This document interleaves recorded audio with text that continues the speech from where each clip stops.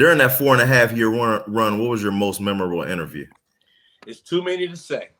Right now, right now, as I sit in my house, you can't see the picture that's right here, but I got the Biggie picture hanging up, you know, because that is the most, you know, that's the one that everybody goes back to and you know, the one that everybody remembers most.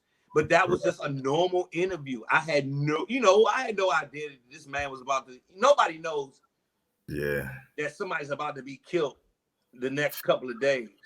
And it was 3 days later that he got killed, 3-4 days later that he got killed. So that interview was dope because I was getting to sit down and interview Big. We had crossed paths a lot of times before because I was going back and forth to New York on comedy and LA on comedy. So we had crossed paths, but we never got to do the interview. And so that's why that was dope. We kicked it. You know, after the interview, we sat there, twist blunt, smoked one, and then I went and got on the plane. Right. And a couple of days later, he was, you know, he got killed. So that's what that one is.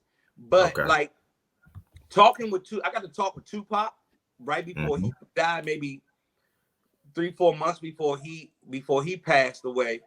And you know, in getting to speak Tupac, not an interview, just a talk with Tupac, I'll never forget it as long as I live. You know, that's the Panthers. Right. I'm talking to history. I'm talking to a mover and a shaker. I'm talking to somebody who is caught up in two worlds. He's coming from the Panthers. He's got this incredible talent. And now the money has entered into the equation. He owes Suge money for getting him out of jail and you know, buying the record label, buying the record deal out and all this other stuff. So it was a conversation it was the kind of conversation with a black man in America that very few get to have. Right. And so I will never forget that as long as I live. He explained to me why he was making the records he was making and you know, why so many people was getting dissed. And he was explaining to me, you know, the relationship with record labels, and he owed people money, and how he thought about like the Outlaws and the young brothers who were behind him, and how he thought about, you know, he loved New York. He explained to me, man, I love New York. I love the East Coast, but you know, they made it this thing, and I got to go with this thing, and I'll never forget that as long as I live.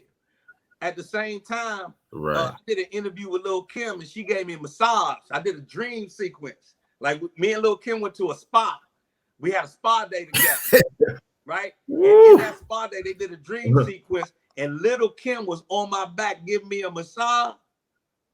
Man, listen. If you can remember the first Lil Kim album with the poster with her squatting with the, so that's on the center of my back. That's pretty memorable. That's pretty memorable there. You know what I mean? I'm never gonna forget that as long as I live. Right. And I mean, most of them were just like pretty. It was an incredible time. I was a huge fan who got this incredible job to interview. So I'm, you know, interviewing Ice Cube on down to interviewing cats like Royal Flush and you know, Celly Cel and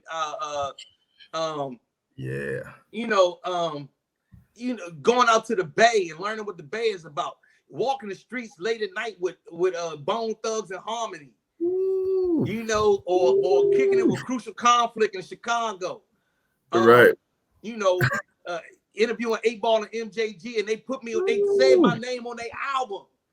You know, Uncle Luke on a speedboat with your Uncle Luke shit.